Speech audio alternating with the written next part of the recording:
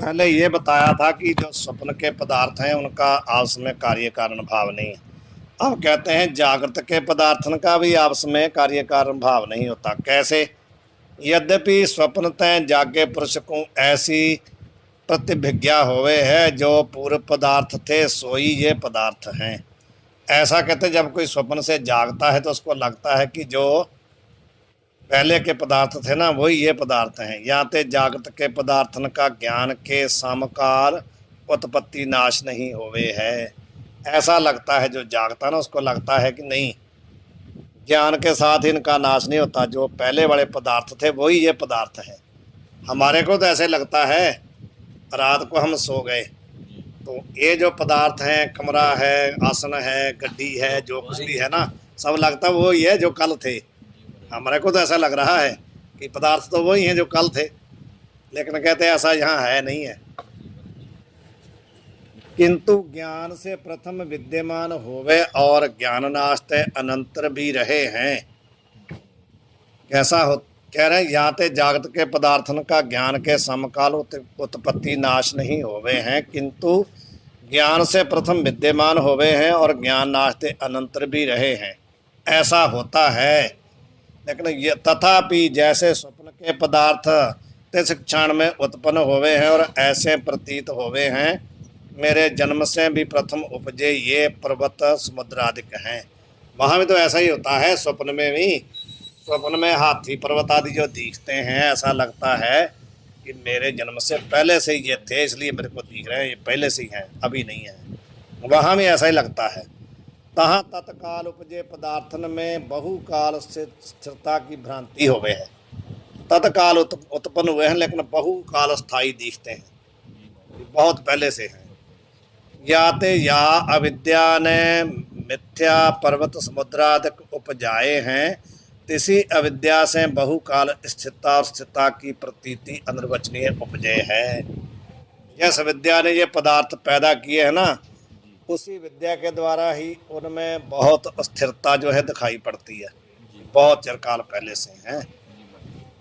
अनिर्वचनीय है वो स्थिरता, पदार्थ भी अनिर्वचनीय है, उनका ज्ञान भी अनिर्वचनीय है, स्थिरता भी अनिर्वचनीय है।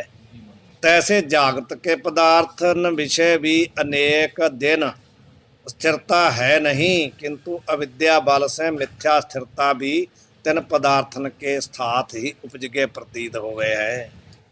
बहुत दिन उसमें स्थिरता है नहीं है, लेकिन वो अविद्या से नीचे टिप्पणी देखो, जागृत के पदार्थन का वे पूर्व जागृत विषय देखे हुए पदार्थ ये हैं। इस आकार वाला प्रतिभिज्ञा ज्ञान निद्रा तय उठे पुरुष को होवे है, सो ज्ञान नदी प्रवाह, दीप शिखा, आकाशगत तारा की स्थिति और वृक्ष के फल, इनके प्रति विज्ञा ज्ञान की न्याय ब्रह्म रूप है। समझ गए? पहला दृष्टांत क्या? नदी प्रवाह। जो नदी प्रवाह आपने एक बार सामने जा करके देखा वो निकल गया, उसके बाद तीसरा चौथा चल रहा है ना, लेकिन हमारे को तो लगता है वही है, नदी वही है। लेकिन जो नदी आज देखी आपने वो तो आज निकल गया प्रवाह, कल को जाओगे तो दूसरा प्रवाह आएगा, लेकिन हम तो लगता है यही है। गंगा हमारे को वहीं लगती है, लेकिन वो तो गंगा जैसे हम पहले देखी तो चलेगी, ये दूसरी गंगा है।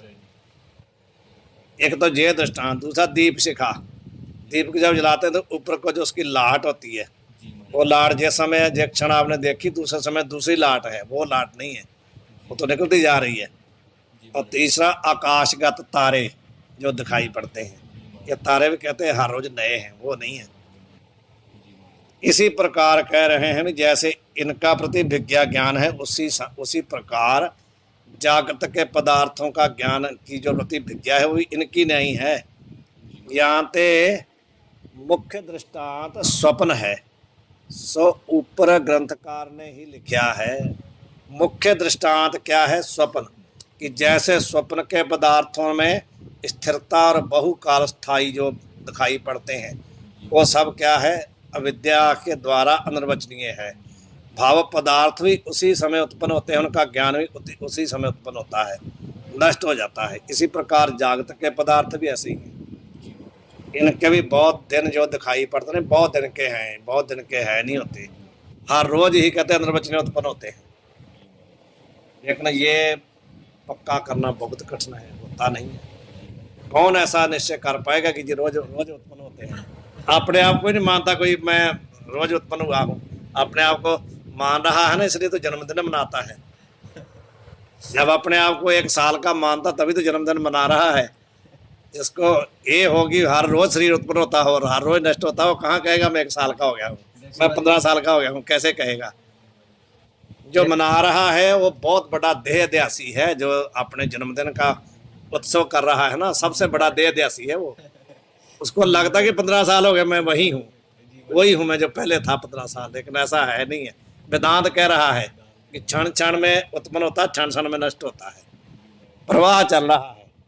प्रवाह इतना हम असक्त हो गए कि हमारे को प्रतीत नहीं होता कि ये क्षण है, लगता कि वो ही है। इतनी आसक्ति है हमारी, इतने भ्रांति में हम फंस गए हैं। जैसे हम पंचमी रूप में भी पढ़ रहे हैं, प्रलय स्थिति, वही बिल्कुल वही एक ही प्रकरण चल रहा दोनों में, वैसा ही प्रकरण। हाँ, कहाँ गए थे? यहाँ पर हमारे जी। और जो ऐसे कहें स्वप्न के पदार्थ साक्षात अविद्या के परिणाम है और जागृत के पदार्थ साक्षात अविद्या के परिणाम नहीं, जो ऐसा कहता है, किंतु घट की उत्पत्ति दंड चक्र कुलाल से होवे है, तैसे सर्व पदार्थन की उत्पत्ति अपने अपने कारण से होवे है, साक्षात अविद्या से नहीं। ऐसा जो कहता है कि घटपट की उत्पत्ति तो अपने अपने कार्य कारण से होती है, विद्या से थोड़ी होती है। स्वप्न के पदार्थ तो मान सकते हैं कि विद्या से हुए हैं, जागृत के तो अपने अपने कारण से हुए हैं। जो साक्षात अविद्या के परिणाम होवे तो आकाश आदि के क्रम ते पंचभूतन की उत्पत्ति और पंचीकरण तिनते ब्रह्मांड की उत्पत्ति श्रुति में कही है, सो असंगत होवेगी। श्रुति का कथना संगत हो जाएगा। कैसे आप कहते हैं विद्या से पैदा हुए हैं? श्रुति कह रही है उससे आकाश हुआ, आकाश से वायु हुई, ये ऐसा जो कार्य कारण भाव श्रुति कह रही है असंगत हो जाएगी। जहाँ तक ईश्वर सृष्टि जागृत के पदार्थ अपने अपने उपादान के परिणाम है, अविद्या के साक्षात परिणाम नहीं। स्वप्न के तो सारे पदार्थ अविद्या के परिणाम हैं, तिनका एक अविद्या उपादान होने थे, तिन पदार्थन की और तिनके ज्ञान की एक अविद्या से एक काल में उत्पत्ति संभव है। जात के पदार्थ भिन्न भिन्न कारण से उत्पन्न हुए हैं, कार्य तो पहले कारण होवे है और कारण से कार्य का लय होवे है, कारण में कार्य का लय होवे है। जहाँ तक घट की उत्पत्ति से प्रथम और घट नाश तय आगे मृत पिंड रहे हैं। इस रीति से कोई पदार्थ अल्पकाल स्थिर और कोई अधिक काल स्थिर कार्य कारण है, तैसे स्वप्न के नहीं। ऐसी शंका, जहाँ तक क्या है शंका, तो शंका बने नहीं। अब उत्तर देते हैं ये शंका आपकी बनती नहीं है। दोनों पदार्थ एक जैसे ही हैं, दोनों अविद्या के ही परिणाम हैं, कोई किसी का कारण नहीं है। कैसे हैं? काहे थे जागृत के पदार्थन की न्यायी स्वप्न के पदार्थन विषय भी कार्य कारण भाव प्रतीत होवे है। दोनों में तो होता है, वहाँ भी तो लागी रहा है, बच्चा पैदा हो रहा है, पिता है उसका, ये सब हो रहा ना, वहाँ कार्य कारण भाव तो वहाँ भी दिख रहा है। जैसे किसी को ऐसा स्वप्न होए मेरी गऊ के वत्स हुआ है, स्वप्न में भी ऐसा होता ना, हमारी गाय ने बछड़ा दिया है, गाय वहाँ ब्याई है, दिखती है ना कि गाय प्रसूत हुई, उसने बछड़ा दिया है, स्वप्न में भी ऐसा होता है। अथवा मेरी स्त्री के पुत्र हुआ है, ऐसा भी किसी को होता है कि मेरे घर में लड़का पैदा हुआ है, स्वप्न में ऐसा होता है। तहाँ गऊ और स्त्री विषय कारणता की प्रतीति और बहुकाल स्थायिता की प्रतीति होवे है। वत्स और पुत्र विषय कार्यता और अल्प स्थिरता, अल्पकाल लिखना है, अल्पकाल स्थिरता प्रतीति होवे है और सारे समकाल हैं, कोई किसी का कारण नहीं। किंतु गऊ वत्स स्त्री आदिकन का अविद्या ही उपादान है, वहाँ और कोई भी उपादान नहीं है। वहाँ वत्स का बछड़ा, जो वत्स है बछड़ा, और गऊ और स्त्री होता पुत्र, उसका सबका कौन उपादान है? अविद्या। स्त्री पुत्र का कारण नहीं है, ना ही गऊ वत्स का कारण है, वहाँ अविद्या ही सबका उपादान है। तैसे जागृत विषय भी कोई अधिक काल स्थायी कारण स्वरूपतः कोई न्यून काल स्थायी कार्य रूपतः स्वप्न की न्यायी प्रतीत होवे है। कोई किसी का परस्पर कार्य कारण नहीं, किंतु साक्षात अविद्या के कार्य हैं। जागृत के पदार्थ भी अविद्या के परिणाम हैं, ब्रह्म के विवर्त हैं, और स्वप्न के पदार्थ भी अविद्या के परिणाम है, ब्रह्म के विवर्त हैं। और श्रुति विषय जो क्रम से सृष्टि कही है, तहाँ सृष्टि प्रतिपादन में श्रुति का अभिप्राय नहीं, किंतु अद्वैत बोधन में प्रभाय है। श्रुति का अभिप्राय उत्पत्ति स्थिति लय बताने में नहीं है। श्रुति का क्या तात्पर्य है? ब्रह्म बोध कराने में। ये जो दिखाई पड़ रहा है ये सब क्या है? ब्रह्म का विवर्त है, ब्रह्म से अलग है, ब्रह्म में अध्यस्त है, ऐसा बताना है। उपोदकात है ना, उपोदकात किया है वहाँ। उपोदकात, उपोदकात का मतलब है जैसे आपको लस्सी चाहिए, तो आप किसी के घर में लस्सी लेने गए, तो आपने जा करके सीधा उनको कहा नहीं हमारे को लस्सी चाहिए। आपने उनको क्या कहा? आपके घर में भैंस गाय है, में आता है ना। उसके बाद आप कहेंगे आपकी कोई गाय भैंस जो है दूध देती है, वो कहेंगे देती है, तो कहते फिर आप दूध को मथते हो? हाँ मथते हैं। लस्सी बनाते हो? हाँ लस्सी बनाते हैं। कहते फिर हमारे को लस्सी चाहिए। तो सीधा क्यों नहीं कहा? सीधा कहते लस्सी चाहिए। इसको उपदघात कहते हैं। इसी प्रकार का ये जगत का जो कार्य कारण भाव दिखाया गया उपदघात है। वैसे कहेंगे ऐसे पैदा हुआ, ऐसे पैदा हुआ, बाद के कहेंगे बाद में ये सब क्या है? कल्पित है, ये है, ये तात्पर्य है वहाँ। श्रुति का तात्पर्य ऐसे है, श्रुति का तात्पर्य श्रुति का उत्पत्ति स्थिति लय बताने में नहीं है। ये इसकी पूरी जो व्याख्या है ना ब्रह्म, उसमें ब्रह्म सूत्र में है कि श्रुति का तात्पर्य किस में है। ब्रह्म सूत्र में खोल के शंकराचार्य जी महाराज ने खोल के बताया है कि श्रुति का तात्पर्य किस, श्रुति का तात्पर्य किस में है, ये सब बताया।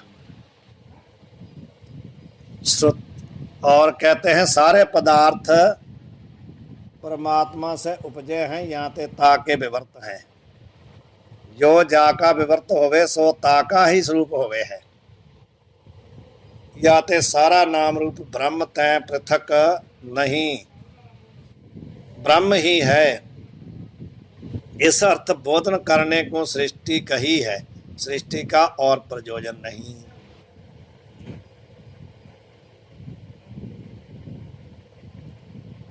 एक और भी श्रुति है, लेकिन शांतों की मेरे को भूल गई है।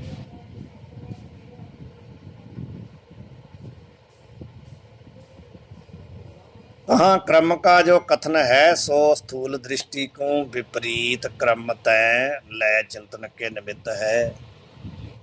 वहाँ पर जो कहते हैं सृष्टि का क्रम दिखाया गया है ना, वो स्थूल दृष्टि जो पुरुष है ना, उसको विपरीत क्रम तय पहले उसको बता करके तब उसको पीछे लाना है कि ऐसे ये पैदा हुआ, इससे यह पैदा हुआ, इससे जो हुआ, तो उसको विपरीत क्रम से शुरू करके स्थूल से सूक्ष्म, सूक्ष्म से कारण में ले जा करके ब्रह्म में ले जाएंगे। जो ऐसे समझ नहीं पाता उसके लिए है।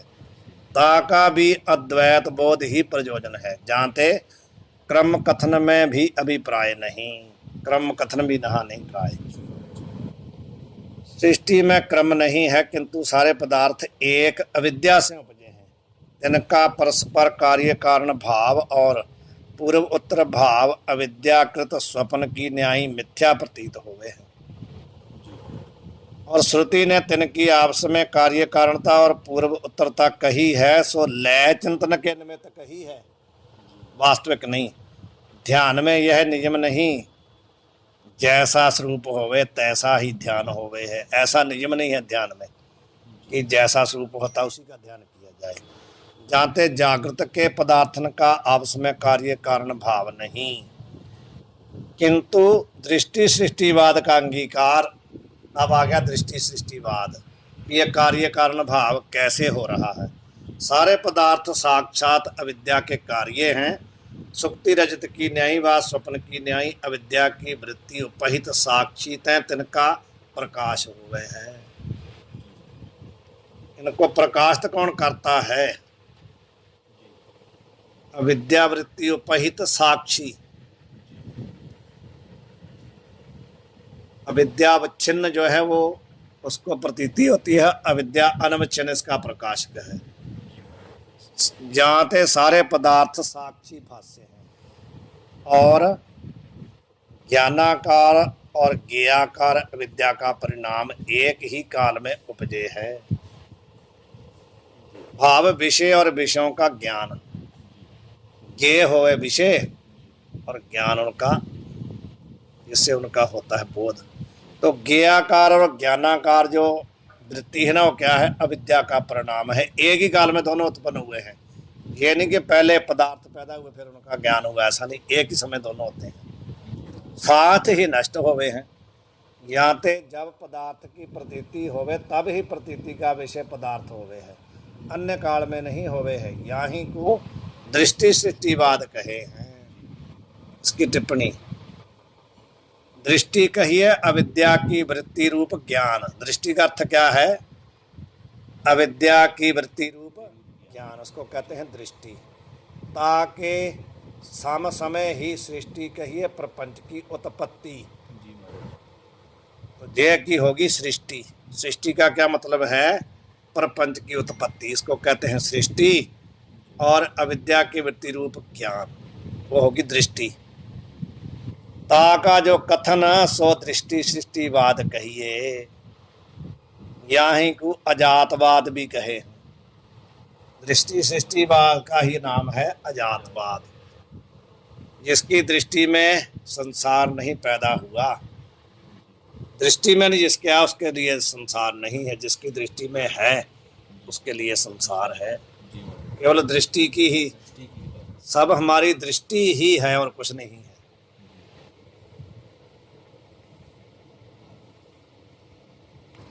या पक्ष में पदार्थ की अज्ञान सत्ता नहीं, ज्ञात सत्ता है। अद्वैतवाद में यह सिद्धांत पक्ष है। या पक्ष कौन सा? दृष्टि सृष्टिवाद। इस पक्ष में कहते पदार्थ की अज्ञात सत्ता नहीं, ज्ञात सत्ता है। अद्वैतवाद में यह सिद्धांत है। या पक्ष में दो सत्ता हैं, तीन नहीं। यहाँ पर केवल प्रातिभाषिक और पारमार्थिक काहे थे? अनात्म पदार्थ सारे स्वप्न की नहीं प्रातिभाषिक हैं। प्रतीति काल से भिन्न काल में अनात्मा की सत्ता नहीं, जाते तीसरी व्यवहारक सत्ता नहीं। जापक्ष में सारे अनात्म पदार्थ साक्षी भाष्य हैं, परमात्मा प्रमाण का विषय कोई भी नहीं। काहे थे? इस पक्ष में क्या है? जितने पदार्थ हैं वो क्या है? साक्षी भाष्य हैं, ना कोई परमात्मा है ना कोई प्रमाण है। काहे थे? अंतःकरण और इंद्रिय तथा घाटादिक सारी त्रिपुटी और ज्ञान स्वप्न की न्याय एक काल में उपजे हैं। तिनका विषय विषयी भाव बने नहीं। जो घाटादिक विषय और नेत्रादिक इंद्रिय तैसे अंतःकरण ये ज्ञान तय प्रथम होवे, तो नेत्रादि द्वारा अंतःकरण की वृत्ति रूप ज्ञान प्रमाण जन्य होवे। सो अंतःकरण इंद्रिय और विषय तीनों ज्ञान के पूर्व काल में है नहीं, किंतु ज्ञान समकाल ही स्वप्न की न्याय त्रिपुटी उपजे है। जाते त्रिपुटी जन्य ज्ञान कोई भी नहीं। कौन? जागृत के पदार्थ।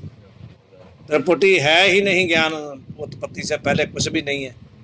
तो इसलिए ये सब क्या है? अनिर्वचनीय है। तथापि ज्ञान विषय स्वप्न की न्याय त्रिपुटी जन्यता प्रतीत होवे है, जाते जागृत के पदार्थ साक्षी भाष्य है। ज्ञान में क्या है? जन्यता पैदा हो रही है ना, कि हमारे को घट का ज्ञान हुआ, पट का ज्ञान हुआ, तो लगता है कि ज्ञान पैदा हुआ है, ऐसा लग रहा है ना। तो इसलिए जब ऐसा लगता है, उसमें जन्यता आ रही है, तो उसका जनक कौन है? प्रकाशक कौन है? साक्षी भाव।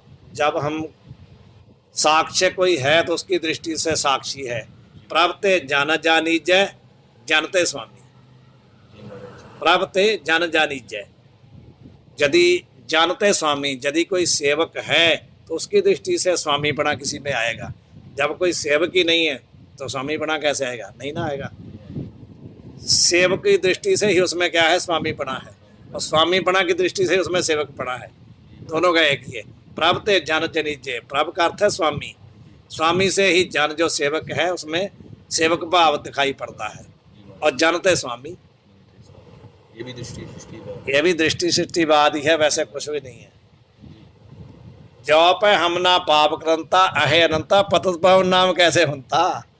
वहाँ दृष्टि सृष्टिवाद है। रविदास जी वहाँ क्या करे, दृष्टि सृष्टिवाद कि मेरे में पापी पना है इसलिए तेरे को लोग पतत पावन कहते हैं। यदि मैं पापी ना होता तेरे को पतत पावन कौन कहता। वास्तव में कहते हैं हमारा तेरा अंतर क्या है, कनक कटक जल तरंग जैसा। दृष्टि सृष्टिवाद है वहाँ पर। वास्तव में प्रभु इतना ही फर्क है कि मैं तरंग हूँ तू जल है, मैं कड़ा हूँ तू सोना है। वास्तव में कुछ नहीं है। ये जब दृष्टि सृष्टिवाद है, ये बात भी बीच में निकाल लेनी डालने के लिए, ठीक है। इसलिए कहते हैं कि प्रमाणजन्य ज्ञान के विषय नहीं जानते भी स्वप्न के समान मिथ्या है। किंबा दूसरा पक्ष, जागृत में कितने पदार्थन को मिथ्या रूप करके जाने हैं और उनको सत्य रूप करके ऐसे जाने हैं। अनादि काल के पदार्थ हैं, तिनमें कोई नष्ट हुए हैं और इसके समान उत्पन्न हुए हैं। ऐसे प्रपंच धारा का उच्छेद कदे हुए नहीं, ऐसा भी कोई मानता है कि कुछ तो पैदा हो रहे हैं कुछ नष्ट हो रहे हैं, इसलिए उच्छेद नहीं किया जा सकता। उच्छेद मतलब हटाना, उसका खंडन नहीं किया जा सकता कि धारा बंद हो गई है फिर दोबारा उत्पन्न हुई है, ऐसा नहीं, चलती ही आ रही है। कोई मर रहा कोई जीव रहा, कोई मर रहा कोई जीव रहा। लेकिन ये दृष्टि सृष्टिवाद कहता नहीं, हर जागृत में नए पैदा होते हैं और खत्म हो जाते हैं, दूसरी जागृत आती फिर नए पैदा होते हैं, नष्ट हो जाते हैं। जाकू ज्ञान होवे ताकू प्रपंच की प्रतीति होवे नहीं, और इनको प्रपंच की प्रतीति होवे है। ता ज्ञान के साधन वेद गुरु हैं, तिनते परम सत्य की प्राप्ति होवे है। ता ज्ञान के साधन वेद गुरु हैं जो प्रवाह रूप मानते हैं। जा ज्ञान, जिस ज्ञान से बाद में कोई जानना शेष नहीं रहता ना, उस ज्ञान की प्राप्ति कहाँ से होती है? वेद और गुरु से। ऐसी प्रतीति जागृत में होवे है, जागृत में ऐसी प्रतीति होती है। भाई जब तक ज्ञान नहीं होता तब तक उच्छेद नहीं होता, और ज्ञान कहाँ से होता है? वेद गुरु से। किसी पदार्थ में मिथ्यापना, किसी में नाश, किसी में उत्पत्ति। वेद गुरु ते परम पुरुषार्थ की प्राप्ति, ये सारी अविद्याकृत स्वप्न की न्यायी मिथ्या है। वेद भी मिथ्या, गुरु भी मिथ्या, शिष्य मिथ्या, शिक्षा मिथ्या, सब मिथ्या। शिवोहम शिवोहम 10 श्लोक में ये सब कहा है।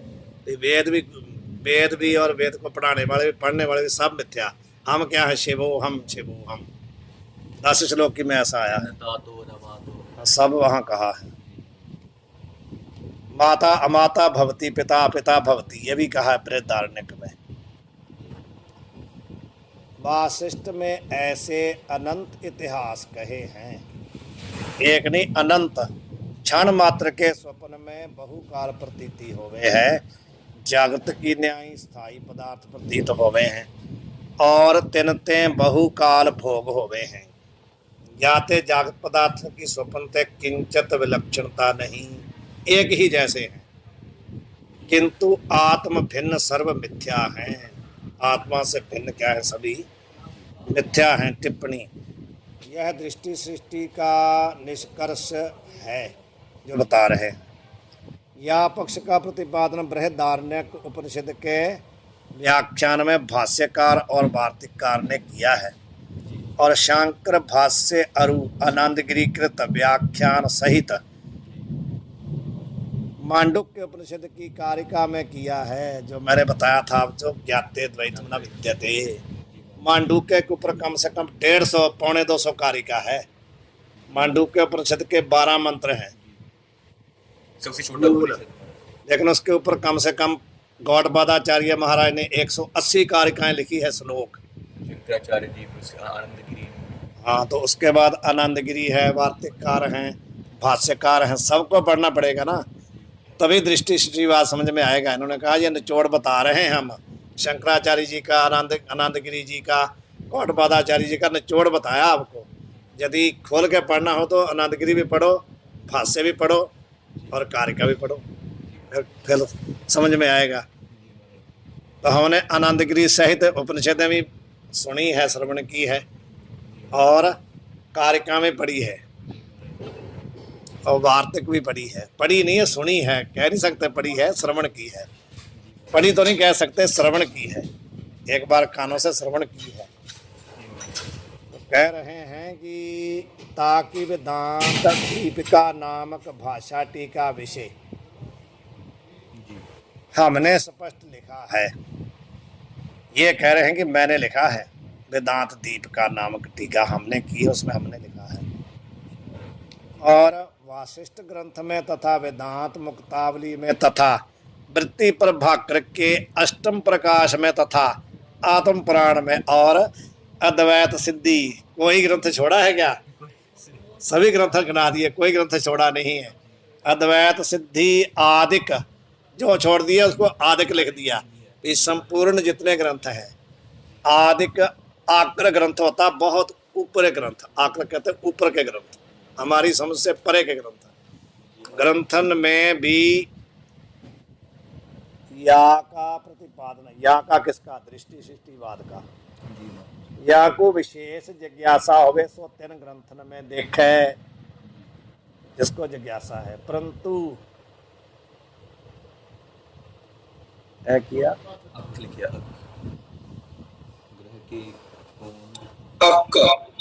अक गृह के कोण, अक का अर्थ है घर का एक कोना। विषय जो मधु मिले, जो लगती है माँ को, लगती ना माँ को, कहाँ लगती है? कोने में कहीं। तो कहते हैं वहाँ यदि मधु मिले तो पर्वत विषय किस अर्थ जाना है? फिर क्यों जाना है? यदि घर के ही किसी एक कोने में आपको मधु मिल जाए तो आपको पर्वत में क्या जरूरत है? तो कहने का तात्पर्य भी यहाँ ही हमने सब कुछ लिख दिया, इसी को पढ़ लो। इतने ग्रंथ आप कहाँ पढ़ने जाओगे? पढ़े नहीं जाएंगे आपसे। वही कह रहे हैं, इस न्याय कर जा जिज्ञासु को यहाँ ग्रंथ विषय या दृष्टि स्थितिवाद रूप उत्तम सिद्धांत का ज्ञान होवे, ताकू अन्य बहुत ग्रंथन के देखने का बुद्धि के विनोद बिना और प्रयोजन नहीं। केवल बुद्धि का विनोद है, खेल है। यदि देखना हो तो देख लो। वैसे कहते इसी से आपका काम चल जाएगा। यदि जिज्ञासा हो तो इसी से पूरा हो जाएगा। कहाँ चल रहे थे हम? यहाँ पर ज्ञान दे जा चलने दीजिए महाराज जी, भी पूरा कर दीजिए प्रश्न, छोटा ही है। कहाँ है? ऊपर महाराज जी 329 में चलेगा ना प्रश्न। अरे ये तो छोटा नहीं है भाई, ये नया दोहा है ना, इसको छोड़ दो, कुछ नहीं होता, यहाँ छोड़ दो। एक कल को करेंगे ना। वाहिगुरू जी का खालसा, वाहिगुरू जी की फतेह। ये अल्लाह के चलेगा, इसको छोड़ दो। यही कोई श्रवण का चल रहा था मेरे दोस्त का, स्वपन का। चलो करना हो तो कर लेते हैं। प्रश्न, स्वप्न की न्यायी स्वल्प काल स्थायी संसार होवे तो अनादि काल का बंध नहीं होवेगा। प्रश्न क्या है कि आप कहते हो स्वप्न की न्यायी, ये जो जागृत प्रपंच है ये भी क्या है? बहुत काल स्थायी नहीं है, अल्पकाल है। जितना समय स्वप्न है जैसे वैसे ही यहाँ जब तक जागृत है तब तक। यदि ऐसा है तो अनादि काल का बंध नहीं होवेगा। फिर अनादि काल से बंधन कहाँ से आ गया? जब ये उतना ही समय है जब तक जागृत जब स्वप्न है, तो फिर आप कहते हो बंधन जो है अनादि है, वो कैसे होगा? बंध निवृत्ति रूप मोक्ष के निमित्त श्रवणादिक साधन निष्फल होंगे। जब बंधन ही नहीं है तो फिर उसके लिए जो श्रवणादिक जो बनाए गए हैं साधन, वही निष्फल हो जाएंगे। ऐसा शिष्य प्रश्न करेगा ना। शिष्योवाच दोहा, लाख हजार कल्प को जय उपजो संसार। गुरु जी आप जी ने कहा कि यह संसार आज का नहीं, लाख हजार साल पहले उत्पन्न हुआ है। तामे ज्ञानी मुक्त हुए बंधे अज्ञ हजार। उस जगत में जो अज्ञानी है वो तो मुक्त हैं, और जो अज्ञ हैं, ये अज्ञानी हैं, वो बंधन में है। झूठो स्वप्न समान जो क्षण घट का रह जाम। कहते हैं भी जो स्वप्न के समान झूठ है, मिथ्या है,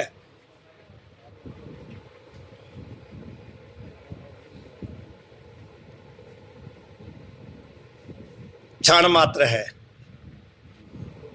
क्षण भंगुर है, थोड़ी देर है। और एक घड़ी है जहाँ एक पैर है, क्षण है, घड़ी है और जाम पहर है। इतना समय है जो उस ऐसे संसार में बद्ध कौन को मुक्त है। ऐसे संसार में कौन बंधन में तो कौन मुक्त है। सर्वनाथ के काम, फिर उसके साधन किस लिए। ईश्वर सृष्टि अनंत काल अनंत कल्प तय अनादि है, तामें ज्ञानी मुक्त होवे है, अज्ञानी को बंध रहे है। जो स्वप्न समान होवे तो स्वप्न एक क्षण घड़ी तथा पहर होवे है, तैसे संसार भी क्षण अथवा घड़ी व प्रहर काल व किंचित अधिक काल होवेगा।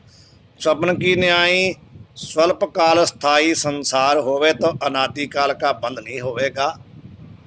बंध निवृत्ति रूप मोक्ष के निमित्त सर्वनाधिक साधन निष्फल होवेंगे। ये शंका शिष्य की है।